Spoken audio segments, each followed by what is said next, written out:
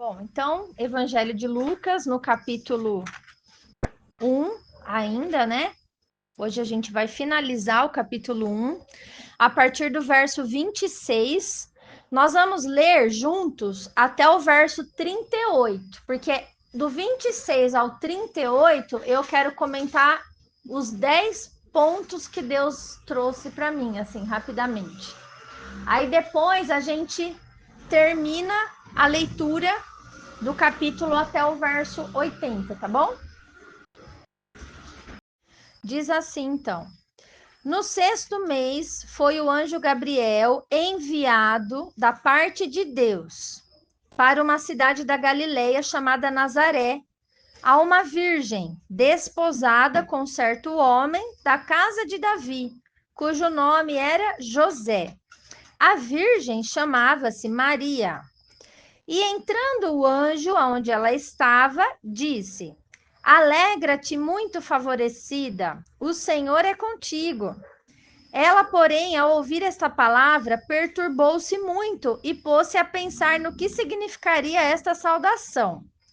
Mas o anjo lhe disse: Maria, não temas, porque achaste graça diante de Deus. Eis que conceberás e darás à luz um filho, a quem chamarás pelo nome de Jesus. Jesus, que significa salvação, tá? O nome de Jesus significa salvação. Este será grande e será chamado Filho do Altíssimo. Deus, o Senhor, lhe dará o trono de Davi, seu pai. Ele reinará para sempre sobre a casa de Jacó, e o seu reinado não terá fim. Então disse Maria ao anjo: como será isto, pois não tenho relação com homem algum? Respondeu-lhe o anjo: descerá sobre ti o Espírito Santo, e o poder do Altíssimo te envolverá com a sua sombra. Por isso, também, o ente santo que há de nascer será chamado Filho de Deus. E Isabel, tua parenta, igualmente concebeu um filho na sua velhice, sendo este já o sexto mês para aquela que diziam ser estéril. Porque para Deus não haverá impossíveis em todas as suas promessas. Então disse Maria: aqui está a serva do Senhor, que se cumpra em mim conforme a tua palavra. E o anjo se ausentou dela. Vamos ler só até aqui, tá? Que agora a gente vai comentar tudo e todo esse trecho. Esse trecho é muito rico, tá, gente? Eu costumo dizer assim, que meditar na Bíblia, né, não é ler. Meditar é você se ater aos detalhes do texto. Então, você vai no ponto a ponto, pensando e conectando com outros textos, tá? Bom, a primeira riqueza que existe aqui é o quê? É o título dessa parte, que está escrito aqui na minha Bíblia, não sei como está na sua, na minha tá, predito o nascimento de Jesus. Por que eu falo que a riqueza está nisso? Porque só Deus pode revelar o que há de ser no futuro. Mas ninguém tem o conhecimento do que vai acontecer daqui 5 minutos. Tudo que Deus criou, Ele criou. Só Ele é Deus, ou seja, só Ele é divindade. Só a divindade tem uma característica que é próprio da divindade, que é a onisciência, que é o todo saber de tudo. Ele sabe tudo, ele sabe até o último dia da nossa vida, ele sabe os pecados que a gente vai cometer, tá? Então, só ele pode anunciar coisas futuras. Por isso que foi possível, né? Ele chegar em Maria e falar: Maria, você vai conceber. Ele já sabia que ela ia dar o sim, né? O aceite. E se ela não desse o aceite? Ia ser outra pessoa, mas ele ia nascer. O Messias ia nascer na terra. Por quê? Porque é promessa de Deus. Assim como o nascimento de João Batista também foi uma promessa. né? E o nascimento do Messias é uma promessa. Então, eu vou abrir em Isaías capítulo 8. A gente vai ver bastante em Isaías, tá, gente? Se vocês quiserem ir abrindo comigo. Porque o profeta Isaías, ele viveu em torno de 700 anos antes de Jesus nascer na Terra. E ele já revelou muitas coisas a respeito do que Jesus faria. Ele revelou coisas sobre o Messias, né? Então, pelas palavras do profeta Isaías, a gente consegue ter certeza que Jesus, ele era mesmo o Messias que deveria vir ao mundo, porque nele se cumpriu as profecias do Antigo Testamento, tá? Então, eu vou mostrar para vocês várias coisas nesse Isaías profético, né? Ó, Isaías no capítulo 8, versículo 19 ao 22, está escrito assim, olha. Quando vos disserem, consultai os necromantes e os adivinhos que chilreiam e murmuram, acaso não consultará o povo ao seu Deus? Então, quem são os necromantes? Alguém sabe o que é necromante? Quem fala com morto. Necro, de morto, certo? Então, necromante é quem se comunica com o morto, são os espíritas, os necromantes, os médiums, tá? O meu fala, procurem um médium ou alguém que consulte os espíritos. Isso, mesma coisa. Tá? E os adivinhos, por quê? Porque geralmente se consultam os espíritos, os médiums, os mortos, para saber o quê, Carlinhos? O futuro, né? Por isso que Isaías está falando aqui, olha. Quando vos disserem que é para vocês consultarem os necromantes, os médiums, os espíritas, né? Essas pessoas que dizem ter contato com os mortos, ele está dando uma bronca aqui. Ele está falando, não consultará o povo a seu Deus? Por que vocês não consultam a Deus? Entendeu a pergunta dele? E aí ele fala assim, a favor dos vivos se consultarão os mortos? A lei e ao testemunho. Se eles não falarem desta maneira, jamais verão a alva. Passarão pela terra duramente oprimidos e famintos. E será que quando tiverem fome, enfurecendo-se, amaldiçoarão ao seu rei, né? Ao governante, ao presidente, sempre vai ser culpa de alguém, né? E ao seu Deus, olhando para cima. Olharão para a terra, e eis aí angústia, escuridão e sombras de ansiedade, e serão lançados para densas trevas. Sombras de ansiedade, né? Povo ansioso, síndrome do pânico, né? Tomando remédio para dormir. Povo muito doente emocionalmente, né? Da onde vem essas doenças tudo, né? Tá vendo? Às vezes tem uma resposta a isso. Às vezes, será que as pessoas não estão consultando os mortos para saber as coisas a respeito dos vivos? E qual é a direção do profeta aqui? Vai consultar a Deus. Se essas pessoas que vocês buscam não disserem a lei e ao testemunho, não vale nada. Vocês não terão nenhum benefício com isso. É isso que ele está falando. Por quê? Porque só Deus pode anunciar o futuro e predizer aquilo que vai acontecer, como ele fez no livro todo de Isaías, através do Espírito Santo, né? Ele inspirou o profeta Isaías para falar do nascimento de Jesus e tudo que Jesus ia fazer na terra. Aí, no verso 9, eu marquei aqui o 6 e o 7 no caderno para mostrar que logo no quando ele tá isso que Isaías está falando aqui tem um contexto, tá? Ele tá dando uma bronca no povo e ao mesmo tempo no capítulo seguinte, que é o capítulo 9, ele está trazendo uma revelação sobre o futuro.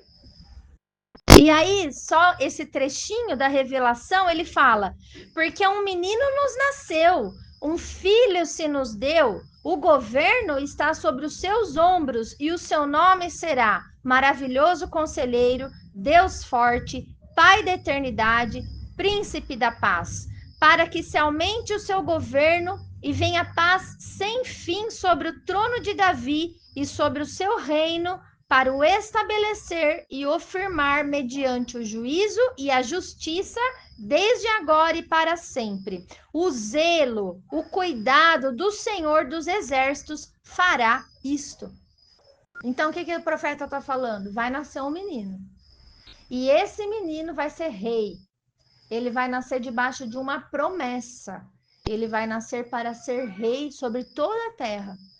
Né? O governo dele não terá mais fim. E será a base do governo dele será o juízo e a justiça. Já foi. Será o juízo e a justiça, tá? Então, vocês estão entendendo a beleza do que é a palavra do Senhor e a forma como o Senhor faz as coisas? E por que que a lei, ela existe para nos proteger, na verdade, né? Quando o Senhor fala assim, eu acho que é em Deuteronômio 18, eu vou arriscar aqui, ele não fala para ser chato, para, nossa, a gente tem um monte de regra para seguir, meu Deus, eu não posso isso, não posso aquilo, não posso aquilo outro, né? Não é isso. Ele faz isso para nos proteger de toda mentira, de todo engano, de todo oportunista do mundo espiritual que vem para nos enganar. Deuteronômio 18, do verso 9 ao 14, diz assim: olha, é o livro da lei. Então, lembra o profeta: a lei e ao testemunho. Vai para a lei e vai se apegar naquilo que Deus já fez pela tua vida, naquilo que é concreto na tua vida. Quando entrares na terra que o Senhor teu Deus te der, não aprenderás a fazer conforme as abominações daqueles povos. Não se achará entre ti quem faça passar pelo fogo o seu filho ou a sua filha, nem adivinhador, nem prognosticador, nem agoureiro, nem feiticeiro, nem encantador, nem necromante, nem mágico e nem quem consulte os mortos. Pois todo aquele que faz tal coisa é abominação ao Senhor. E por estas abominações o Senhor, teu Deus, os lança de diante de ti. Perfeito serás para com o Senhor teu Deus, porque estas nações que hás de possuir ouvem os prognosticadores e os adivinhadores. Porém, a ti o Senhor teu Deus não permitiu tal coisa. Acabou. Não é para fazer. Certo? Dito isto, voltamos para Lucas. O que a gente vê aqui logo no comecinho dessa predição, né? Sobre o nascimento do Messias, de Jesus, desse menino que vai ser rei sobre a terra. A gente já vê o mesmo anjo que foi enviado até Zacarias, né? Agora ele é enviado para falar com Maria, tá? O anjo Gabriel, ele foi enviado da parte de Deus. Então, veja que no texto não existe palavra à toa. Por que tem que ser especificado da parte de Deus? Porque às vezes, gente, pode vir um anjo da parte do diabo falar com você, entendeu? É isso que a gente precisa se atentar, né? E aí, o Senhor coloca no meu coração para trazer um pouco para vocês o ministério dos anjos pela palavra, tá? Para não ficar uma coisa muito confusa também sobre isso. Então, a gente vai para Hebreus no capítulo 1, verso 14, tá? O livro de Hebreus, ele começa ele fala que Jesus é o Messias, é o Salvador do mundo. E ele começa a defender, o autor aos Hebreus, ele defende que Jesus ele é maior do que qualquer criatura. Então, ele é maior que os anjos, ele é maior que Moisés, ele é maior que Adão, ele é maior que qualquer homem que já pisou nessa terra, entendeu? É isso que nesse comecinho do livro o autor está defendendo. Então, aqui no capítulo 1, ele fala assim, ó.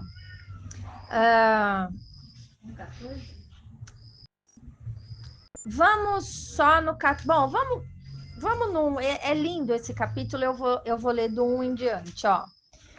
Havendo Deus outrora falado muitas vezes e de muitas maneiras aos pais pelos profetas, não é?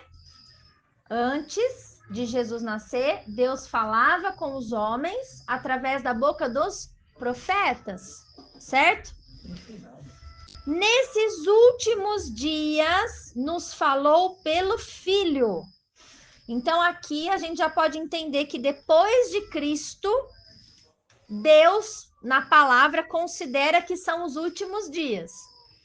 Então, para ele, 2000 anos é um período dos últimos dias, certo? É importante, porque nas profecias que a gente vai ler, tem essa linguagem de Deus, tá? Às vezes, ele, por exemplo, ele deu uma visão para o profeta Daniel. Aí ele vai explicar a visão. Aí ele fala: calma, Daniel, essa visão se refere aos últimos dias, entendeu? Então, esses últimos dias é depois de Cristo. Tudo que aconteceu na história da humanidade depois de Cristo, certo? Então, depois de Cristo, que Deus falou com as pessoas através de quem? Através do próprio Cristo, através de Jesus. Por isso que nós estamos aqui estudando o Evangelho de Jesus Cristo. A quem constituiu herdeiro sobre herdeiro de todas as coisas, pelo qual também fez o universo.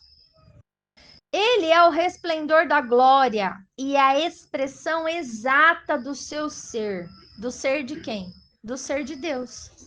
Jesus é a expressão exata de Deus Pai, de Deus Espírito. Ele é quem revelou Deus na terra, né? Por quê, gente? Porque o Filho é a cara do Pai. Está escrito isso. Ele é a expressão exata do seu ser, sustentando todas as coisas pela palavra do seu poder, depois de ter feito a purificação dos pecados, assentou-se à direita da majestade nas alturas, tendo se tornado tão superior aos anjos, quanto herdou mais excelente nome do que eles. Por que ele se tornou superior aos anjos? Porque quando ele nasceu na terra como homem, como ser humano, nesse período que ele era um homem, ele se tornou menor do que os anjos, vocês entendem? Em poder, certo? Um homem não tem o poder que um anjo tem. Se a gente pensar em termos de energia mesmo, sabe? Poder para mover o sobrenatural, que poder que nós temos?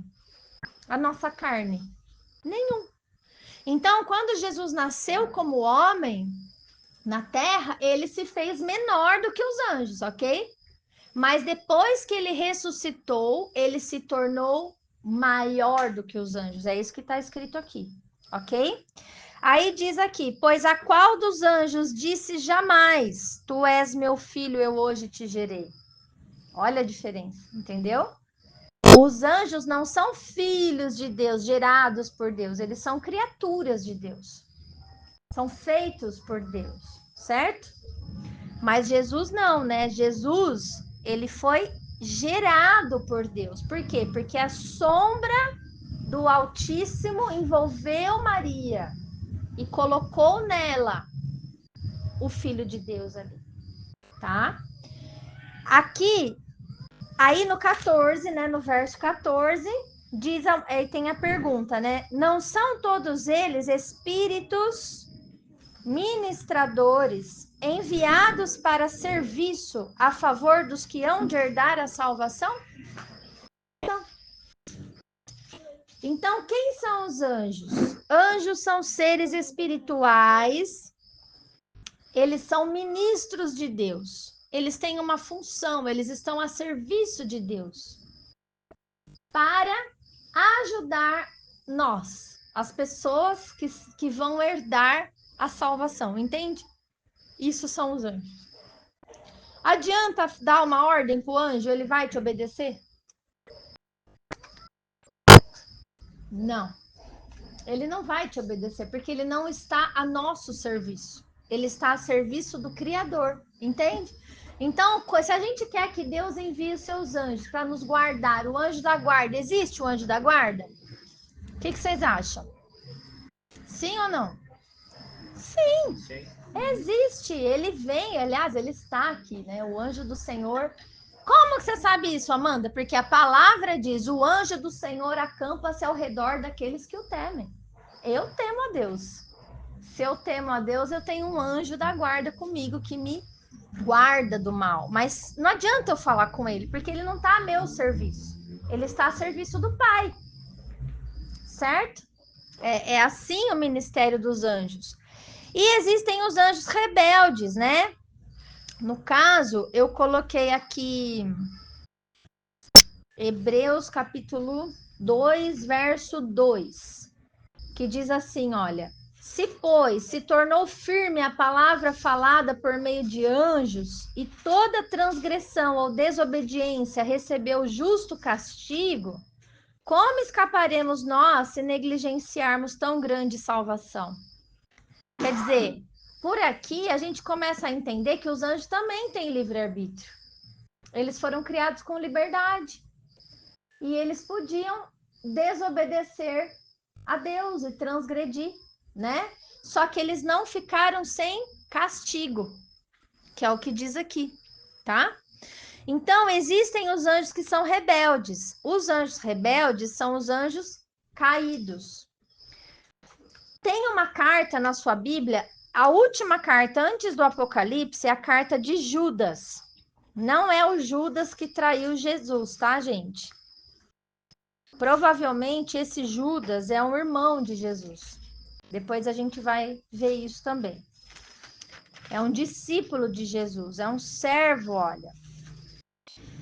Essa carta de Judas, ela tem uma folha só. A gente já estudou ela inteirinha em outra ocasião. E aqui ele fala sobre essa questão dos anjos também, de uma conduta dos anjos, né? Ele está trazendo aqui nessa carta, alguns exemplos da punição dos ímpios, né? Alguns exemplos de que Deus, ele castigou, ele puniu os desobedientes. E no meio desses exemplos, ele cita os anjos. Então, a partir do verso 5, diz assim, olha: quero, pois, lembrar-vos, embora já estejais cientes de tudo uma vez por todas, que o Senhor, tendo libertado um povo, tirando-o da terra do Egito, destruiu depois os que não creram. E a anjos, os que não guardaram o seu estado original, mas abandonaram o seu próprio domicílio, que é o céu, que é o ambiente espiritual, ele tem guardado sob trevas em algemas eternas para o juízo do grande dia. Então, ele está contando aqui que existem alguns anjos que estão presos. Estão presos para aguardar o julgamento, o juízo final. Por quê? Olha o que eles fizeram. Aí ele explica, olha. Como Sodoma e Gomorra e as cidades circunvizinhas que, havendo-se entregado à prostituição como aqueles anjos, seguindo após outra carne, são postas para exemplo do fogo eterno sofrendo punição. Ora, estes, da mesma sorte, quais sonhadores alucinados, não só contaminam a carne, como também rejeitam o governo e difamam autoridades superiores. Então, anjos rebeldes abandonaram o céu, vieram se prostituir com os homens, né? E isso fez com que o Senhor prendesse esses anjos em cadeias eternas até o dia do juízo, que ainda acontecerá. Não aconteceu ainda esse dia, tá? Do julgamento final, eles serão julgados e condenados também. Então, sobre os anjos, é por isso que está escrito aqui, voltando para Lucas, que o anjo Gabriel, ele foi enviado para Maria, mas da parte de Deus. Então, se aparecer um anjo para você, se tiver uma visão aberta, qual vai ser a primeira coisa que você vai fazer além de ter medo? Porque o anjo é enorme, é poderoso, deve ser bonito, né? Primeira pergunta que você vai fazer, da parte de quem? Você veio da parte de quem? Você está a serviço de quem? Combinado? Porque olha, não é. Então, o mundo espiritual, gente, ele se resume a isso biblicamente. Então, vocês já podem entender por que Deus falou: não fale com gente morta. Deu para entender? Sim. Porque não é a pessoa, não é o morto que está lá falando com você.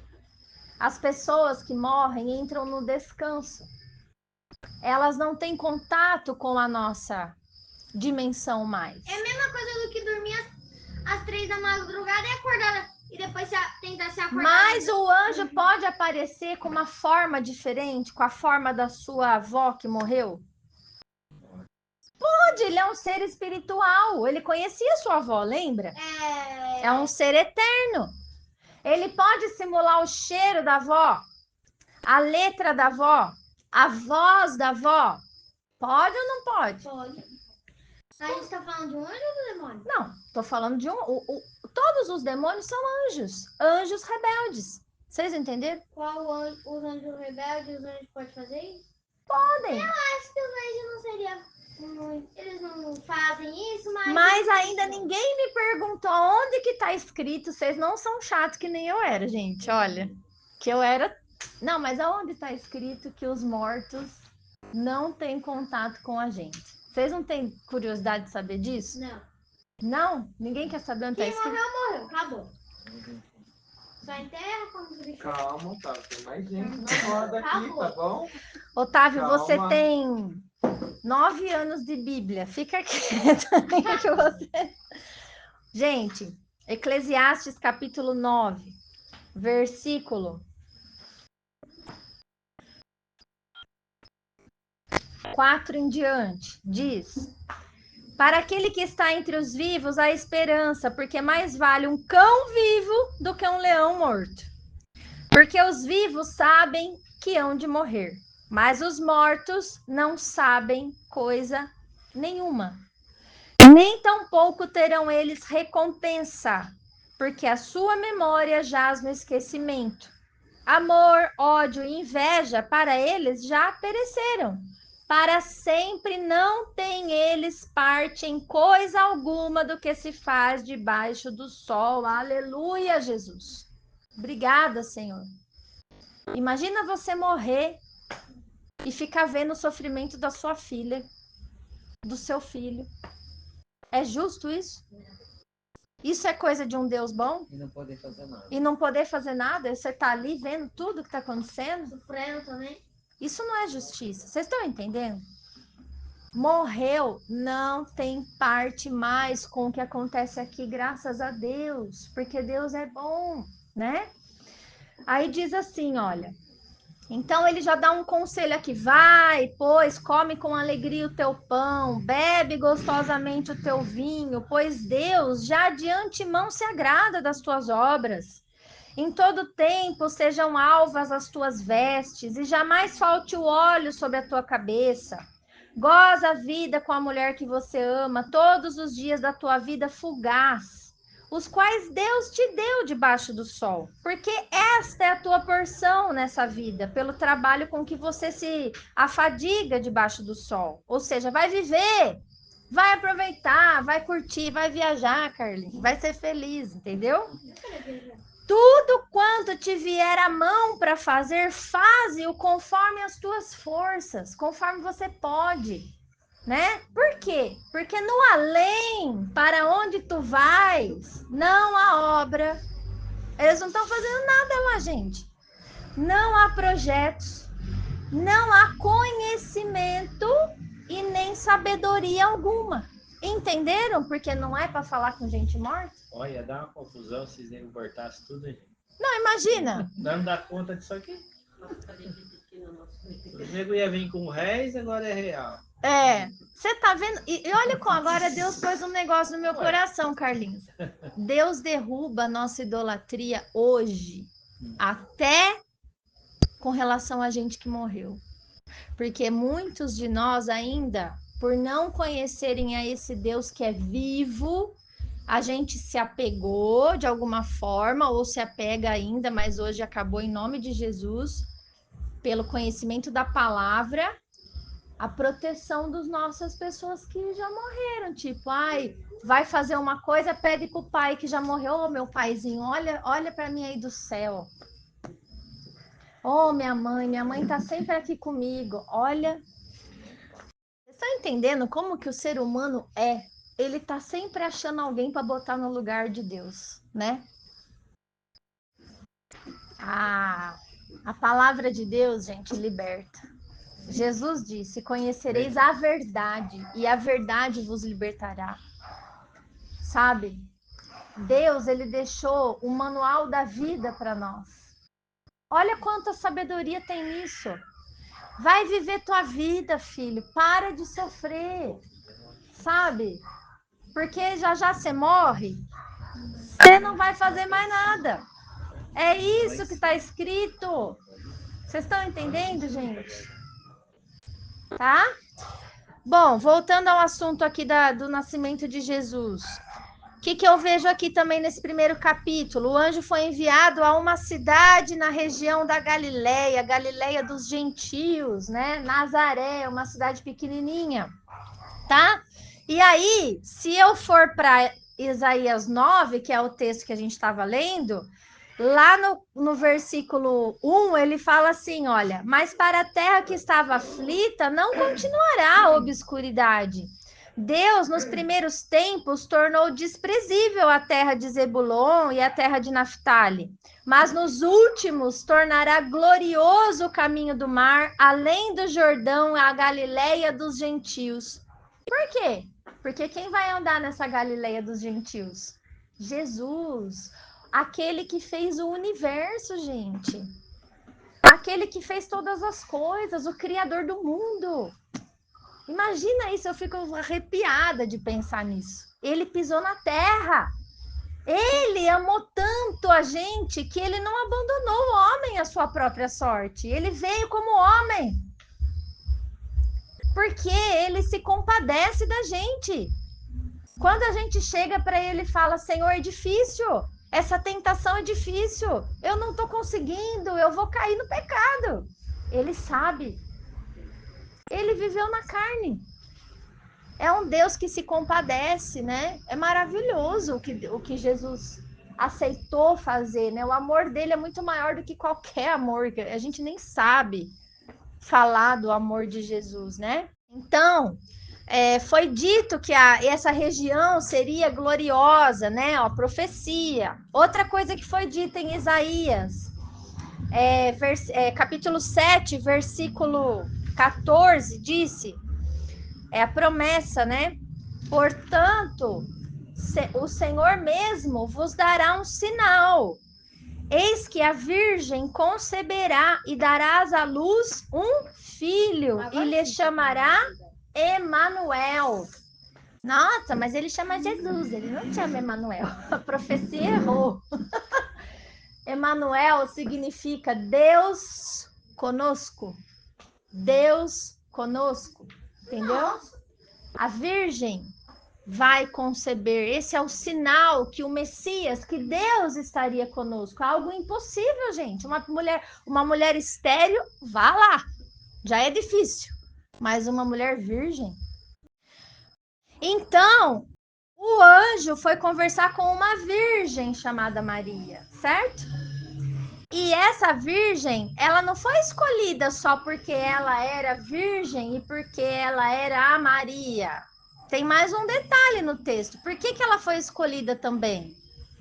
Porque ela estava prometida ou desposada com um homem que era da casa de Davi. Por quê? Porque o Messias, ele iria nascer da descendência, ele ia vir na linhagem de descendência do rei Davi. Então, Entendeu? independentemente da mulher, pode ser qualquer mulher, mas tem que ser o homem, mas o homem tem que ser da descendência? De Davi. Sim, porque quem que levou a barriga para Belém? Para o Cristo nascer em Belém. O descendente de Davi que foi lá no censo, lembra? Porque ele vem da tribo de Judá, ele tinha que fazer o censo. Quem que herda o nome? A mulher que herda o nome do marido ou o marido que herda o nome da mulher? O marido quer o nome da mulher. Então, vocês estão entendendo que o requisito para ser escolhida aquela moça, aquela virgem, a Virgem Maria, na cidade de Nazaré, também foi se levado em consideração o homem a quem ela estava desposada, José, da casa de filho de Davi, entenderam? Os dois eram importantes ali. Tanto é que depois disso, o anjo conversou com Maria aqui, mas depois disso ele não falou mais com a Maria, ele só falou com José. Depois a gente vai ver no Evangelho de Mateus, entendeu? Por quê? Quem é o homem da casa? Quem é o cabeça da casa? Quem decide as coisas? Não sei na sua casa, mas na casa do José era ele. Lá na casa dele era ele, viu, Roberto? Mas Jesus não é filho de José, né? Não, De sangue. Então, não, ele de é criar. descendente de José. Mas ele precisava nascer na terra como filho de um casal descendente de Davi, certo? Sim, mas ele não é filho de José. Então ele é Não, filho de Maria. não, porque nem de Não, Maria. de Maria, era. De Maria ele nasceu de Só Maria. gerou, né? Não, De José, ele calma, não deixa o Adalto falar. Não. é. De José ele não é. Não, ó, vamos entender uma coisa, gente. A família é importante. Existiu uma promessa que a gente vai ver aqui sobre o fato do Messias de Israel nascer da linhagem do rei Davi, ok? Essa promessa está em Isaías 9, 7, como a gente leu. Olha, para que se aumente o seu governo e venha paz sem fim sobre o trono de Davi, sobre o seu reino, para o estabelecer e o firmar na terra. Então, Jesus nasceu para ser rei e ainda ocupar o trono que foi de Davi. O trono de Davi, ele foi rei sobre todo Israel. Israel não estava dividido, ele reinou sobre as 12 tribos de Israel. Então, o governo de Jesus vai ser sobre todo o Israel de Deus. A gente vai saber que o Israel de Deus existe também pela fé em Cristo, pelo batismo, pelo selo no Espírito Santo, tudo isso. Ó, no capítulo 11 de Isaías, olha aqui, tem uma promessa mais clara ainda, que fala assim, olha, verso 1, do tronco de Jessé sairá um rebento. O que é um rebento mesmo? E de suas raízes sairá um renovo. Rebento, você lembra, Adalto, desse conceito? O que é o rebento? Do pé de... Como é que chama o pé de... Aquela árvore lá que tem no sei. Oriente Médio lá. Oliveira? Figueira. Eu acho que é oliveira. Quando ela morre, ela parece que ela está morta, mas aí tem o renovo, ele vem da parte de cima, o rebento da parte de baixo, ou ao contrário. Então, era isso que eu queria saber. É o broto. Ah. Está brotando da árvore que ela parece que está morta. Ela só tem a raizinha lá, parece que não tem mais nada, mas aí vem um rebento. Ela chega num momento que ela não tem folha nenhuma mais, parece que ela morreu. Aí ela parece esse brotinho, O que aparece na parte dos galhos em cima, eu acho que é renovo, e na parte de baixo, quando aparece, é rebento. É um dos dois. Então, Invertido. essa profecia está falando que do tronco de Jessé. Quem que é Jessé? É o pai do rei Davi. Vocês estão entendendo? Nascerá um rebento. Então, quando todo mundo pensar que não tem mais rei para reinar em Israel, lembra da linhagem da história dos reis, tal, vem quem? Jesus. Que por isso que eu disse que a escolha do casal teve ligação com essa profecia. Tinha que ser uma mulher desposada com José, que era da casa de Davi, que eram pessoas, era um casal agraciado e escolhido por Deus, lógico. Para criar o filho de Deus não era qualquer pessoa na terra, né, gente? Pelo amor de Deus, né? Tinha que estar aprovado diante do Senhor, né? Eram santos do Senhor, certo? Tanto é que ele, o anjo, quando ele chega para ela, ele fala o quê? Achaste graça diante do Senhor. Ô Maria, você achou favor imerecido diante de Deus. Deus te favoreceu muito, porque você vai ser a mãe do Messias, entendeu? Foi isso, foi falado para ela, né? Chamará Jesus, que significa salvação. Isso está escrito em Mateus, capítulo 1, verso 21 a 25. Mateus também é um paralelo bem interessante dessa passagem, que diz, verso 21 a 25, ó. O anjo apareceu para José, tá? E disse aqui, ó. Ela dará à luz um filho e lhe porás o nome de Jesus, porque ele salvará o seu povo dos pecados deles. Ora, tudo isso aconteceu para que se cumprisse o que fora dito pelo Senhor por intermédio do profeta Isaías, lá no capítulo 7, que nós lemos. Eis que a virgem conceberá e darás à luz um filho, e ele será chamado pelo nome de Emanuel, que quer dizer Deus conosco. Está escrito aqui, ninguém inventou o que significa o nome do Emanuel. Está escrito aqui, né? Despertado José do sono, fez como lhe ordenara o anjo do Senhor, e recebeu a sua mulher. Contudo, não a conheceu, enquanto ela não deu à luz um filho, a quem pôs o nome de Jesus. Então, Jesus nasceu da Virgem Maria, sim ou não? Sim. E Maria continuou virgem? Não. Por quê? Mas... E está escrito isso na palavra. E além de estar escrito isso, está escrito aqui, olha, enquanto ela não deu à luz, ele não a conheceu. Mas depois de dar à luz, o casamento teve que ser consumado, gente. Ok? Então, Maria não permaneceu virgem, certo?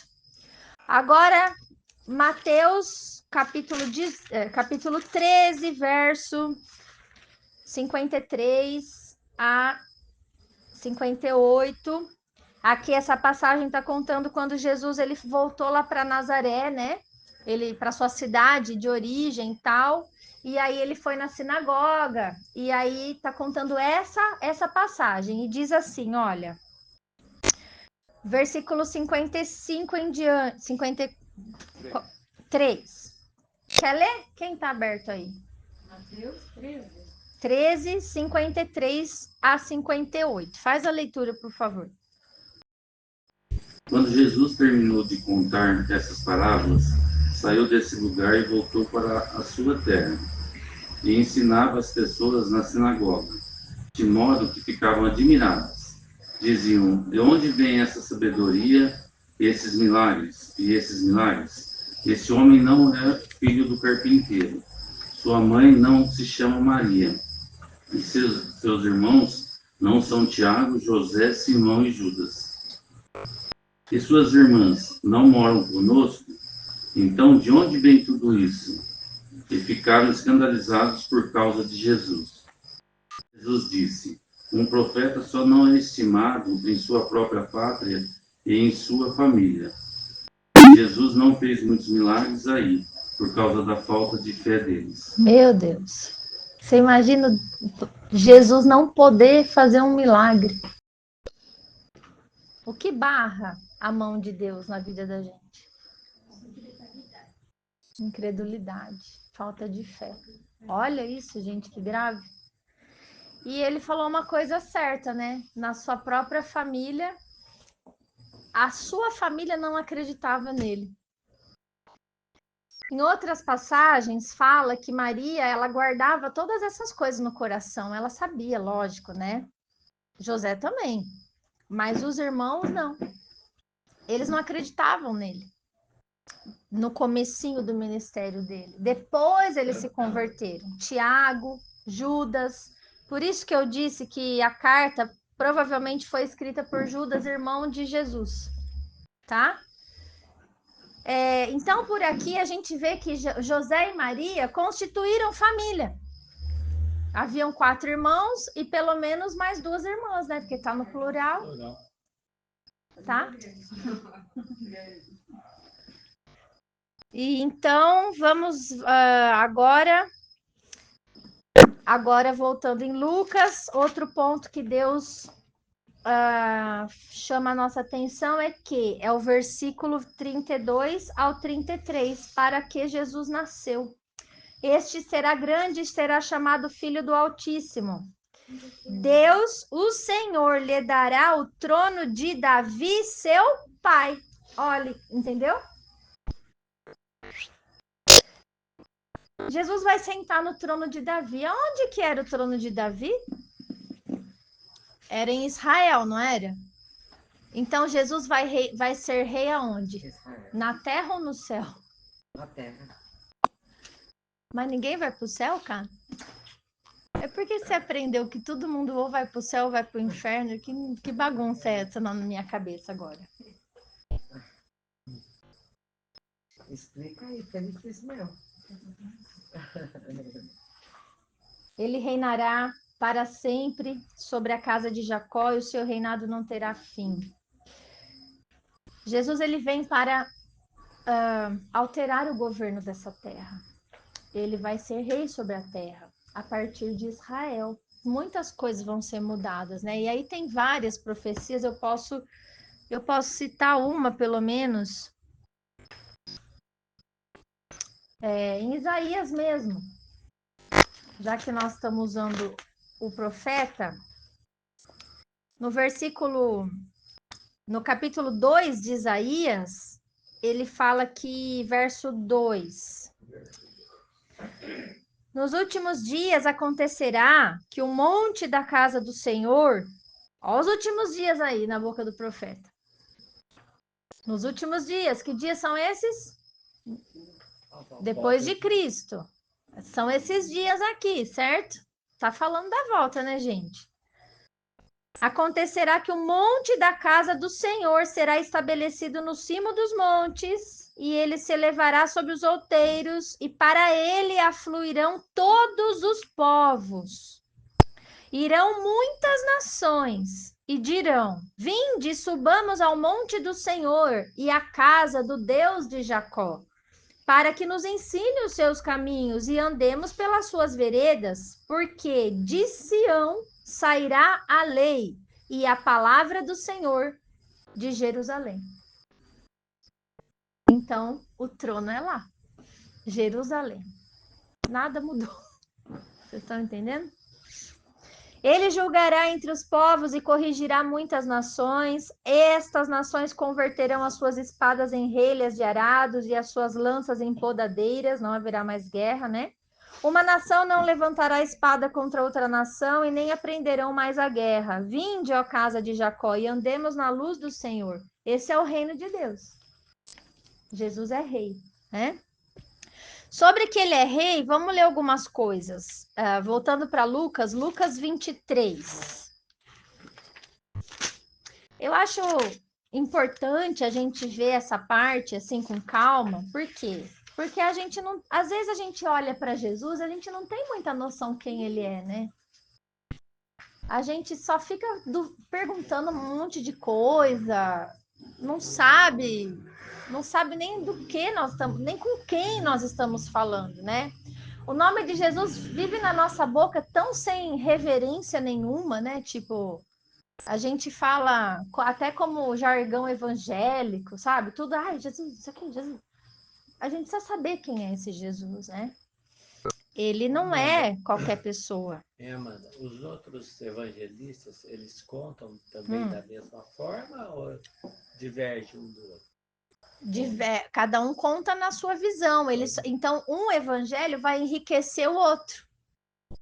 Você viu aquele de Mateus que a gente leu sobre... Sim. Mateus já contou que o anjo já apareceu para José em sonho. Ele não queria, ele ia deixar Maria secretamente para não infamar. Aí o anjo teve que falar com ele, falar, não, o que a Maria está gerando é do Espírito Santo, entendeu? Tá? Um evangelho vai complementando o outro, tá?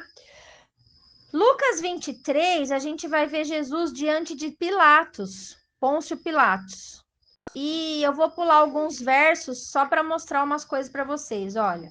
Verso 1 a 3. Levantando-se toda a assembleia, levaram Jesus a Pilatos. E ali passaram a acusá-lo, dizendo: encontramos esse homem pervertendo a nossa nação, vedando pagar tributo a César e afirmando ser ele o Cristo, o rei. Então lhe perguntou Pilatos: és tu o rei dos judeus? Ele respondeu: tu o dizes. Você que está falando. Olha Jesus, né? Aí no verso 38 desse mesmo capítulo, diz assim, olha. Também sobre ele estava escrito esta epígrafe em letras gregas, romanas e hebraicas. Este é o rei dos judeus, em cima da cruz. Essa foi a condenação de Jesus.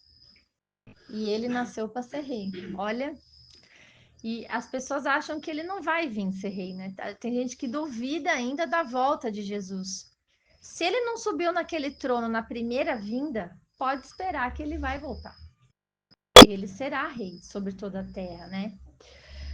O ladrão da cruz, os dois malfeitores estavam com ele. Né?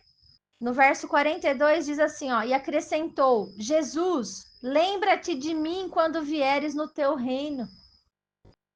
Então, nós precisamos saber quem ele é. Muitos queremos entrar no reino de Deus, queremos ir para o céu, queremos ser salvos, mas a gente não tem nenhuma intimidade ou relação com o rei. Aquele ladrão da cruz virou e disse: lembra de mim quando entrar no seu reino? E ele foi salvo por isso. Nós estamos pedindo isso para Deus? Nós queremos entrar no reino dele? Nós queremos ser concidadãos dos santos? Olha como que um conceito muda tudo. Queremos ser concidadãos dos santos? Sim, queremos. Entendeu? Aí, Apocalipse 5, vamos para Apocalipse ver esse rei maravilhoso. Apocalipse capítulo 5, versículo 9 a 10. Quem quiser ler, pode ler. E anotava um novo cântico dizendo: digno és de tomar o livro, de abrir-lhe os selos, porque fostes morto e com o teu sangue comparastes para teu os que... Lê devagar. Compraste para Deus os que procedem de toda tribo, língua, povo e nação. E para o nosso Deus os constituíste reino e sacerdotes, e reinarão sobre a terra. Reinarão aonde? Sobre a terra. Aonde? Sobre a terra. Então, eu acabei de falar isso. Jesus, aqui está dizendo que Jesus, ele comprou para Deus com o sangue dele a nossa vida para isso, para nos constituir reino e sacerdotes, e reinaremos com Cristo sobre a terra. Por isso que ele é o Senhor dos senhores e o Rei dos reis. Ele não é o Rei dos reis do mundo, ele é o nosso Rei, entende? Nós reinaremos com Cristo, né? Aqui, ainda em Apocalipse, né, passando mais para frente, no 11, a gente vai ver o toque da 7ª trombeta, a última trombeta, que é a volta de Jesus, tá? Aqui no toque da última trombeta, diz assim, versículo 15 em diante, ó. O 7º anjo tocou a trombeta e houve no céu grandes vozes dizendo: o reino do mundo se tornou do nosso Senhor e do seu Cristo, e ele reinará pelos séculos dos séculos. Amém. Amém? Que mais que está escrito aqui? Verso... vamos lá. E os 24 anciãos que se encontram sentados no seu trono, diante de Deus, prostraram-se sobre o seu rosto e o adoraram, dizendo assim: graças te damos, Senhor Deus Todo-Poderoso, que és e que eras, porque assumiste o teu grande poder e passaste a reinar, no toque da 7ª trombeta. Então Jesus vem para ser rei sobre a terra. Na verdade, as nações se enfureceram. Quer dizer, vocês pensam que o mundo vai gostar disso? O mundo está esperando a volta de Jesus? Não está. Porém, chegou a tua ira e o tempo determinado para, olha o que vai acontecer quando Jesus voltar. Para serem julgados os mortos, para se dar o galardão aos teus servos, os profetas, aos santos e aos que temem o teu nome, tanto aos pequenos como aos grandes, e para destruíres os que destroem a terra. Então, o apóstolo Paulo já recebeu a recompensa dele? Não. Por quê? Onde que ele está? Ele está no descanso. Quando que ele vai receber o galardão? Na volta. Na volta de Jesus. Assim como Maria, assim como... Todos. Os profetas, os grandes, os pequenos, os que temem os santos, todos irão receber no toque da última trombeta. Jó, Daniel. Todos. Daniel, você me lembrou. Quem que pode abrir aí o livro de Daniel, último capítulo, último versículo? Lê aí, Adalto. Como que Daniel encerra o livro, né? Ele está falando com o anjo lá também.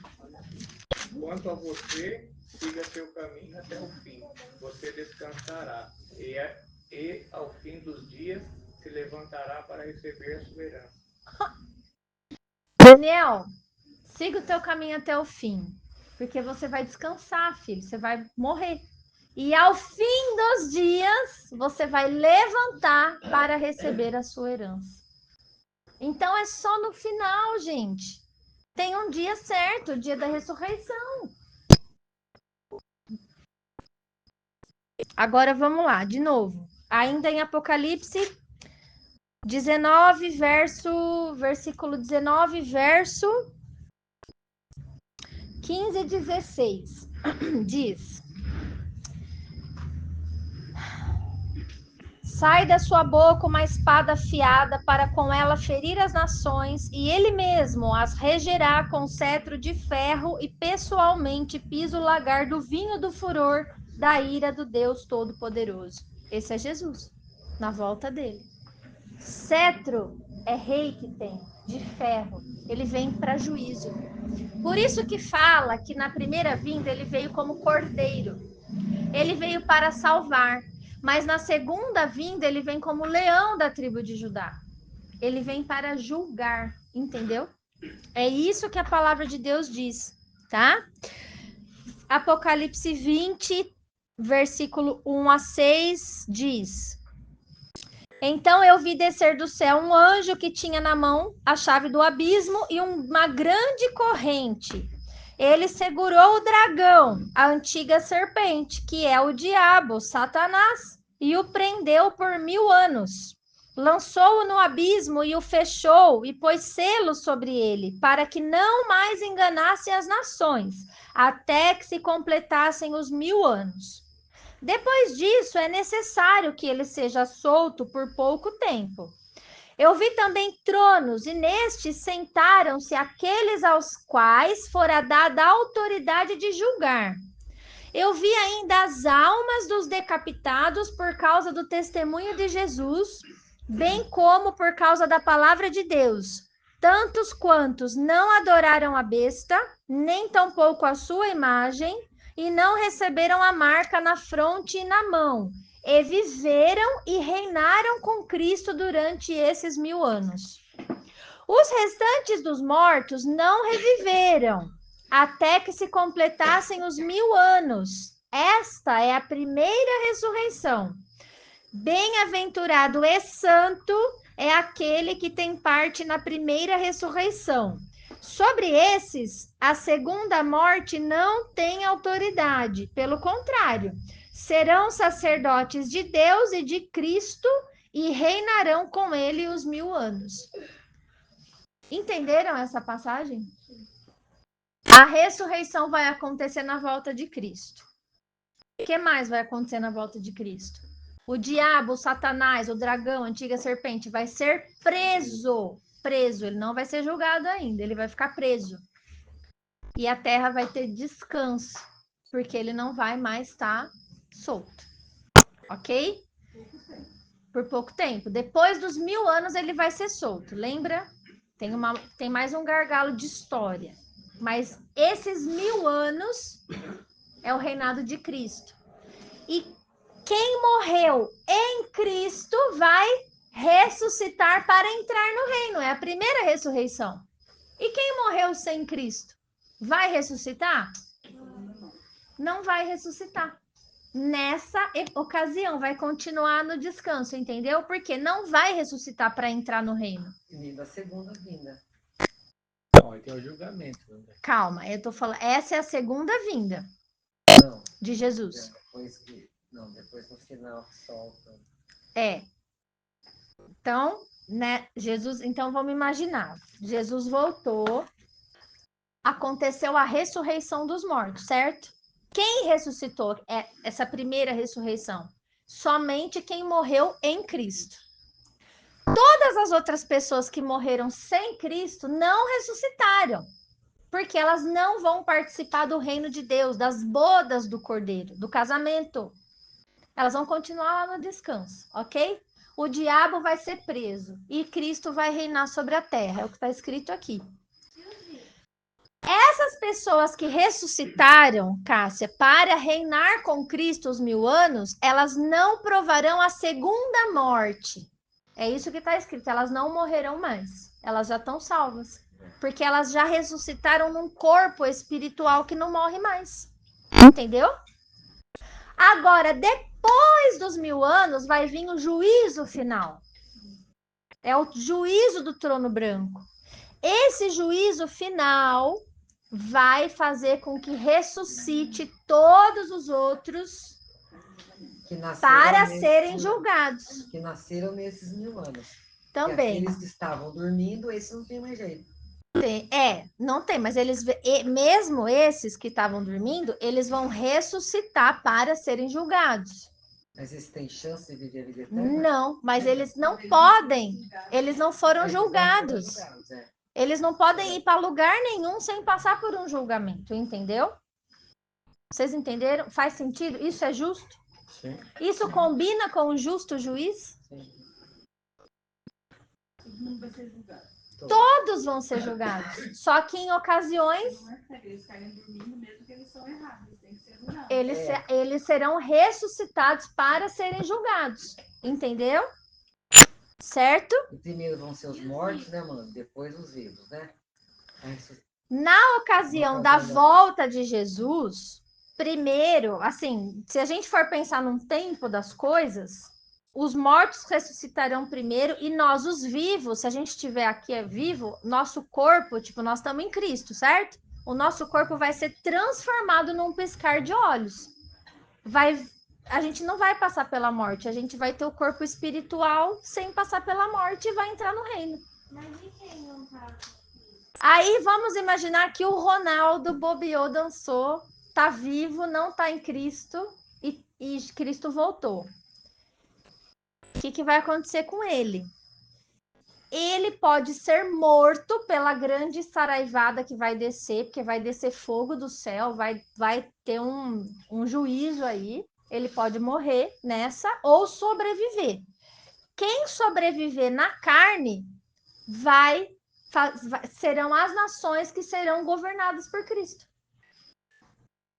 Você entendeu? O Cristo e a igreja vai governar sobre quem? Sobre os sobreviventes. Esses seres humanos que sobreviveram, eles terão chance de redenção ainda, porque a nossa chance de servir a Cristo é em vida. Morreu, acabou sua chance, entendeu? Você tem só essa vida para você pensar a quem você quer servir. E aí pode acontecer nesse reino de 1000 anos do Ronaldo, por exemplo, eu virei anjo, certo? Não virei anjo, eu fui salva, tô com o meu corpo espiritual. O nosso laço matrimonial acabou aqui. Entendeu? Eu tô eterno agora. Ele não tá. Ele vai chegar, ele vai morrer. Ele pode casar com uma outra pessoa e ter filhos no reino.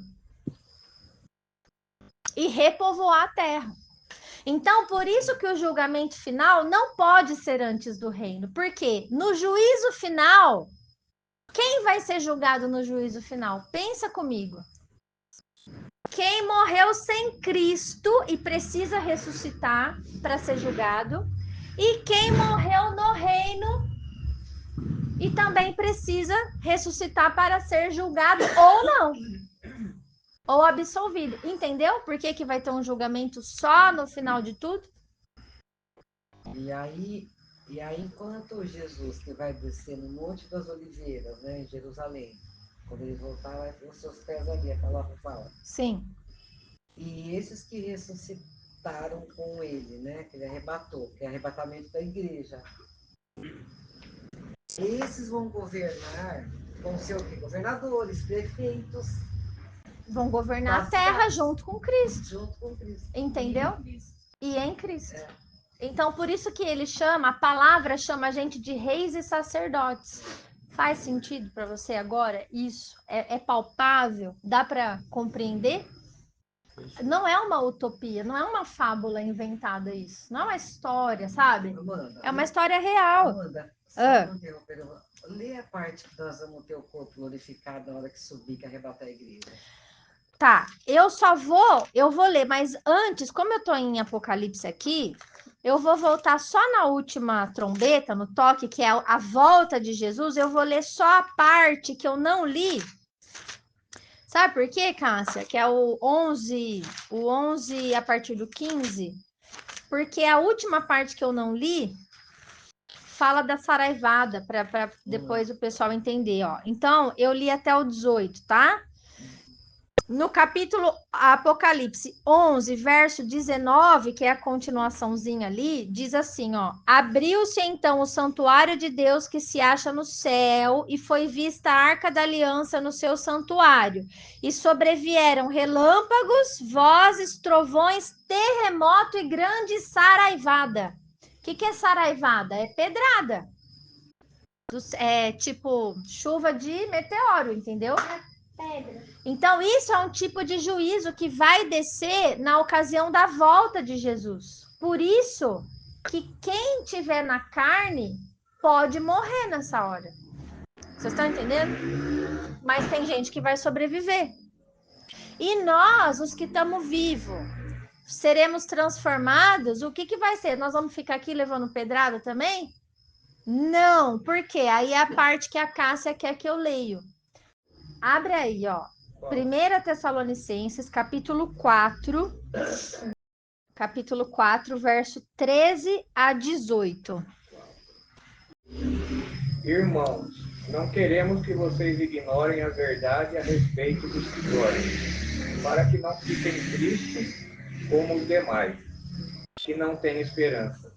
Pois se cremos que Jesus morreu e ressuscitou, assim também Deus, mediante Jesus, trará na companhia dele os que dormem.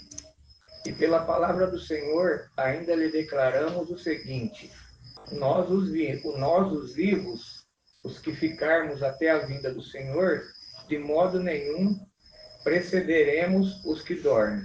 Porque o Senhor mesmo, dada a sua palavra de ordem, ouvida a voz do arcanjo e a ressoada a trombeta de Deus, descerá dos céus e os mortos em Cristo ressuscitarão primeiro. Depois, nós, os vivos, os que ficarmos, seremos arrebatados juntamente com ele, entre nuvens, para o encontro com o Senhor nos ares, e assim estaremos para sempre com o Senhor. Portanto, consolem uns aos outros com estas palavras. Tá bem claro aqui, não tá, gente? Essa história que eu falei. Nós vamos ter o nosso corpo transformado. Então, imagina Jesus descendo nas nuvens, todo o olho tá vendo, a terra parou. É um evento que vai abalar o mundo. Só que ele fala que nós vamos ser arrebatados, nós vamos ser tirados da terra para o encontro com o Senhor nos ares, nas nuvens. Por quê? Porque vai descer pedrada aqui. Aí eu te falo, olha como a idolatria é terrível, porque a pena para o idólatra não é o apedrejamento? Deus vai descer a pedra em quem cultua outro Deus que não é ele. Parou para pensar nisso? A terra vai ser apedrejada. Entende? Só vai subir, assim, de salvo, pessoas que acreditam nele. Que está em Cristo. Sim, pela fé. A salvação é pela fé. Não há nada que a gente possa fazer para ser salvo. É pela fé. E a fé, ela é confessada, né? Ela se manifesta através das nossas ações. Então, nós seremos tirados por um tempo, porque daí Jesus não vai reinar na terra. Aí, Zacarias 14, é um profeta, ele vai falar o que a Cássia citou, que Jesus vai descer e os pés dele estarão no Monte das Oliveiras com a igreja. Então, a gente vai tudo para lá, gente. A nossa vida vai recomeçar ali. Entendeu? Lembra quando Jesus falou em João? Não se turbe o vosso coração, crê em Deus, crede também em mim. Na casa do meu pai há muitas moradas. Eu vou, mas eu volto. Eu vou preparar-vos lugar, mas eu volto e buscarei vocês para mim mesmo. Para que onde eu esteja, vós estarem também. É isso, gente. A gente vai descer com ele lá, entendeu? E a terra vai ser, a gente vai recomeçar a história, ok? Então não vai para o céu, né? Não, mas acredito uma coisa que é bom a gente deixar claro. Como nós vamos estar num corpo espiritual, Cássia, nós temos, com certeza o céu vai estar aberto a nós. A gente vai ter acesso, né? Entendeu? Não é que a gente vai ter acesso como os anjos. Nós seremos espirituais, entendeu? Mas o reino é na terra. E desses que sobreviveram, que a saraivada, que ficaram, nem todos aceitarão o reino. Não. É esse o detalhe. Nem todos aceitarão. Por quê? Porque o Satanás vai ser solto depois dos 1000 anos. Para quê? Para rebanhar os seus... Porque tudo tem livre-arbítrio. E ainda vai ter um exército que vai tentar lutar contra Cristo. Não, fala sério se a gente pode com o ser humano. Não. Bom, dito isto, gente, para a gente finalizar a nossa reflexão de hoje, eu acho que a aula foi bem surpreendente, né? Completa. O que vocês acharam dessa história? Voltando no que o Ronaldo falou. Pode falar. Serão absorvidos, salvos, que seguem o seu caminho. Mas durante esses 1000 anos, eles poderão Vai nascer gente. Então, aí vai se transformar Livre. de novo para... Vai nascer gente que não vai gostar do rei. Ou até mesmo aqueles que estão ali que podem se virar contra, como Sim. foi no início. Como foi no início, exatamente. A gente O vai voltar pecado ao já mesmo está ciclo dentro da Mesmo gente, ciclo, né? A gente já nasce com Pois- ele Essa original. batalha espiritual vai ser Continua. eterno. Então, aí é que tá. Batalha, talvez não, porque o Satanás vai estar preso. É na hora que ele O soltar, que vai ser o reino. aí vocês pra lá, É. vocês pra cá, e aí Começa de o novo. fim. O reino, Dani, ele vai ser mais, ele vai revelar mais o que está no coração do homem. Hoje a gente hoje a gente sofre duas influências, a nossa própria carne, que é terrível, e as influências dos demônios que estão aqui na terra, entendeu? Perturbando. No reino, não. Vai ser só o coração do homem mesmo que vai ser o problema a ser vencido. Uma Um nova pouquinho chance. melhor, né? É. Simbiose. Aí, uma coisa importante para concluir sobre o reino, eu vou ler só um versículo aqui, Apocalipse 21, versículo 22 a 27, que diz: Nela, no reino, nessa cidade, né? Não vi santuário. Na verdade, no reino não, é depois do juízo final, na eternidade, essa aqui, tá? É a nova Jerusalém, já na terra. Depois que houve todo o julgamento final, onde tudo foi estabelecido, está escrito: Nela não vi santuário, porque o seu santuário é o Senhor, o Deus Todo-Poderoso e o Cordeiro. A cidade não precisa nem de sol nem de lua para lhe dar claridade, pois a glória de Deus a iluminou, e o Cordeiro é a sua lâmpada. As nações andarão mediante a sua luz, e os reis da terra lhe trazem a sua glória. As suas portas nunca, jamais se fecharão de dia, porque nela não haverá noite. E lhe trarão a sua glória a honra das nações. Nela nunca mais penetrará coisa alguma contaminada, nem o que pratica abominação e mentira, mas somente os inscritos no livro da vida do Cordeiro. Só aqueles que foram salvos, passaram pelo juízo final e foram salvos, entendeu? Então é isso. Esse é o final da história. Aqui a gente entrou na eternidade. Aqui não. Por quê? Porque o corpo espiritual não é como o nosso corpo, ele não pode mais pecar, o pecado não vai mais existir, entendeu? Então estaremos num estado eterno. Certo? Amanda, qual o trecho que fala que haverá choro e Ranger de dentes. O trecho que fala é quando fala que ao lado de lá, né, os que foram lançados no inferno. Por quê, Carlinhos? Porque eles também vão estar num corpo ressuscitado. E eles não morrem mais. Uma coisa é a gente tocar fogo num corpo humano. Ele vira cinza. Mas e um corpo espiritual? Não morre. Viver no inferno até a eternidade. Eternamente. Esse é o final, né?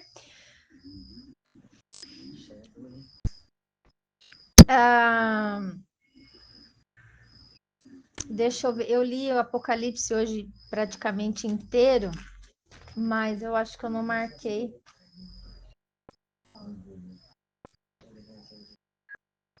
Olha aqui, ó. Eu vou ler só esse trecho aqui, olha, da condenação. Apocalipse 14, do verso 9 ao 12. Gente, olha como isso é grave. Seguiu-se a estes outro anjo, terceiro, dizendo em grande voz: Se alguém adora a besta e a sua imagem, e recebe a sua marca na fronte e na mão, também esse beberá do vinho da cólera de Deus, preparado sem mistura, do cálice da sua ira, e será atormentado com fogo e enxofre diante dos santos anjos e na presença do Cordeiro. A fumaça do seu tormento sobe pelos séculos dos séculos, e não tem descanso algum, nem de dia nem de noite, os adoradores da besta e da sua imagem, e quem quer que receba a marca do seu nome. Aqui está a perseverança dos santos, os que guardam os mandamentos de Deus e a fé em Jesus. Então a gente tem sim que lembrar dos mandamentos. Vocês estão entendendo a gravidade disso? Isso aqui é o destino eterno, gente. É para onde a gente vai passar a eternidade. E nessa hora eu vejo o quanto Deus ama a gente. Ele resgata a gente de um engano tão grande e nos traz para a luz, né? Só para concluir agora, eu quero falar uma pergunta sobre a... Vocês estão entendendo a gravidade da idolatria?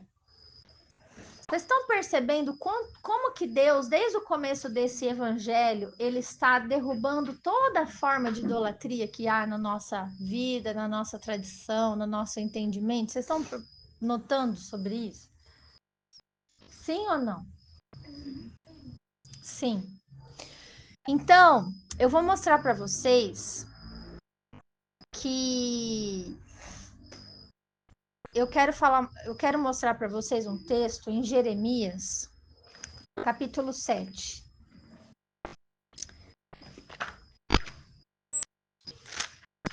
Jeremias, gente, é profeta do Antigo Testamento, tá? No capítulo 7, do verso 16 em diante, ele fala assim, olha, o título é: A intercessão do profeta não salvará o povo rebelde. Não salvará, não adianta orar, porque não vai salvar. Ele fala aqui, olha, tu, pois, Jeremias, não intercedas por este povo, nem levantes por ele clamor ou oração, nem me importunes, porque eu não te ouvirei. Acaso você não vê o que andam fazendo nas cidades de Judá e nas ruas de Jerusalém?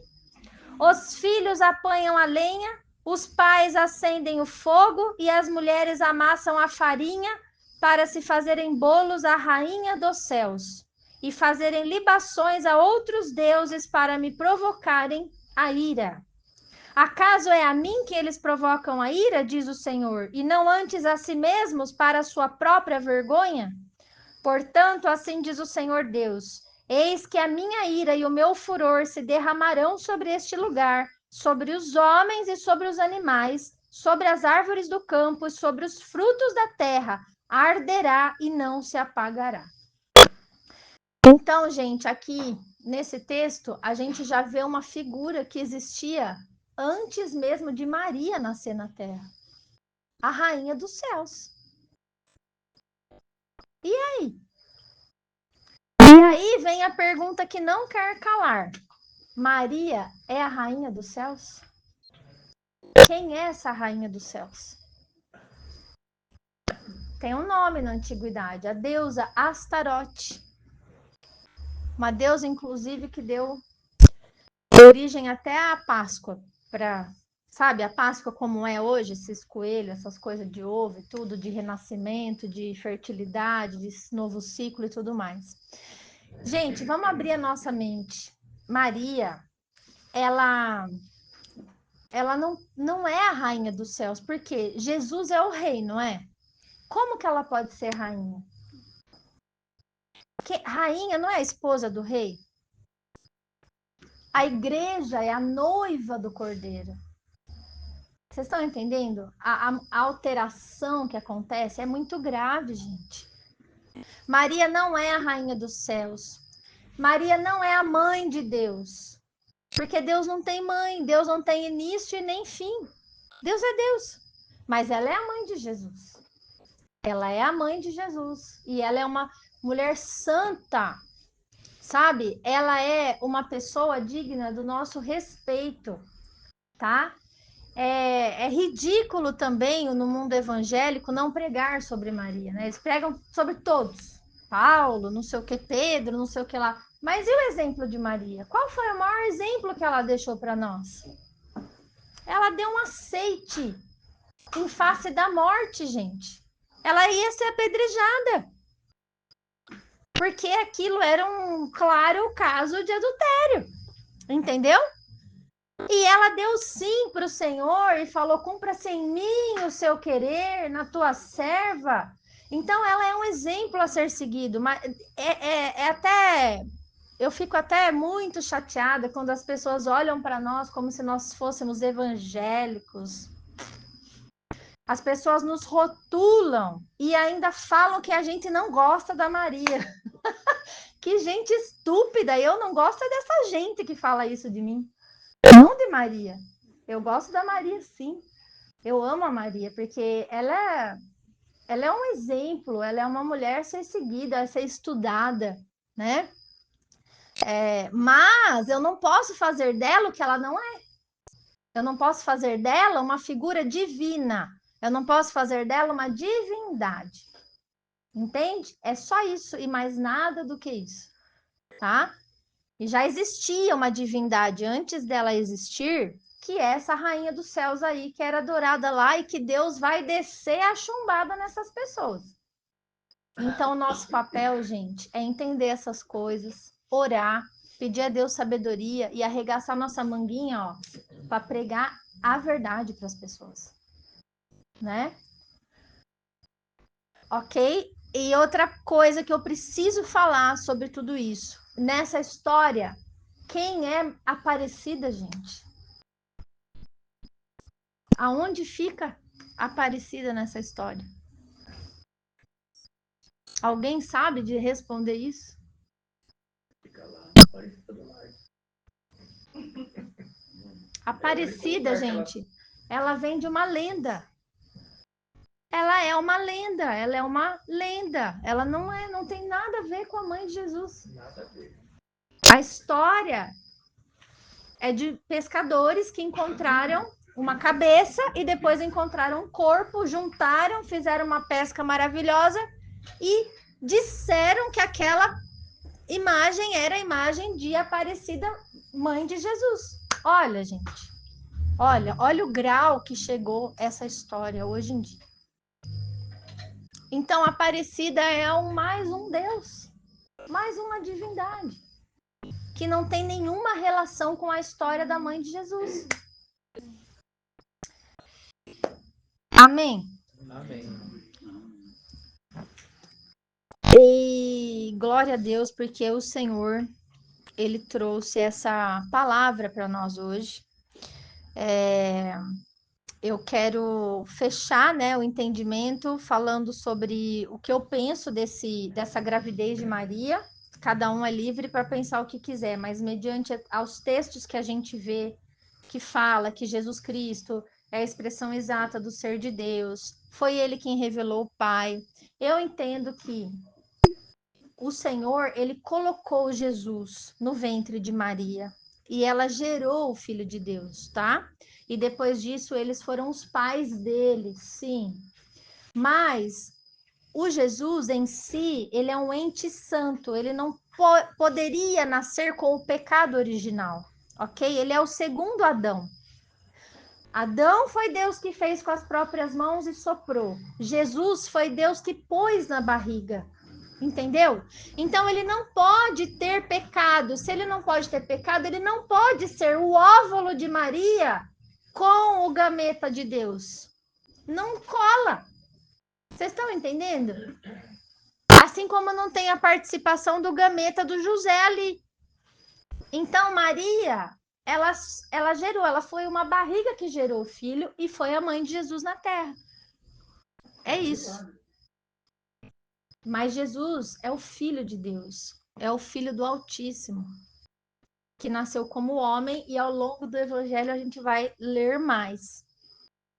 Amém? Vamos falar